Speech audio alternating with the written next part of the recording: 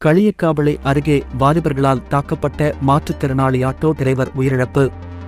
கன்னியாகுமரி மாவட்டம் களியக்காவிளை அருகே உள்ள மெதுகும்மல் மூவேலிக்கரை பகுதியைச் சேர்ந்தவர் சுரேஷ் சுகுமாரன், வயது 42. இவர் ஒரு மாற்றுத்திறனாளி. இவரது மனைவி லெபிஸ் ஆண்டோ, அவரும் ஊனமுற்றவர். இவர்களுக்கு ஒரு மகள் உள்ளார். சுரேஷ் சுகுமாரன் சொந்தமாக ஆட்டோ ஓட்டி அதில் கிடைக்கின்ற வருமானத்தில் தனது குடும்பத்தை நடத்தி வந்தார். இவருக்கு மது குடிக்கும் பழக்கம் இருந்ததாக கூறப்படுகிறது. இந்த நிலையில் கடந்த 4ஆம் தேதி மது குடித்துவிட்டு வந்த சுரேஷ் சுகுமாரன் போதையில் தனது வீட்டிற்கு செல்வதற்கு பதிலாக பாதை மாறி வேறு ஒரு வீட்டின் பக்கம் சென்றதாக கூறப்படுகிறது. இதைக் கண்டு அங்கு நின்ற 3 பேர் ஆத்திரமடைந்து சுரேஷ் சுகுமாரனை சரமாரியாக தாக்கினர்.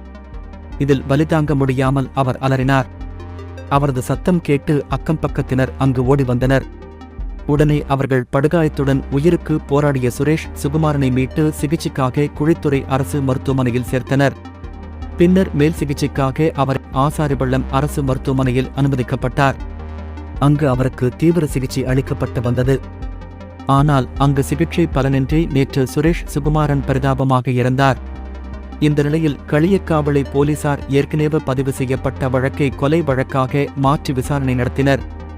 அதில் சுரேஷ் சுகுமாரனை தாக்கிய குழுவிளையைச் சேர்ந்த சஞ்சய்ராஜ், வயது 21, எஸ்.டி. மாங்காடு பகுதியைச் சேர்ந்த ரெஜீஸ், வயது 25, அதே பகுதியைச் சேர்ந்த பிரவீன், வயது 26 ஆகிய 3 பேரையும் போலீசார் அதிரடியாக கைது செய்தனர். இதற்கிடையே சுரேஷ் சுகுமாரன் இறந்த செய்தியை கேட்டு அவரது மனைவி லெபிஸ் ஆண்டோ அதிர்ச்சியில் மயங்கி விழுந்தார். உடனே அவரை மருத்துவமனையில் சேர்த்தனர். அங்கு அவருக்கு சிகிச்சை அளிக்கப்பட்டு வருகிறது.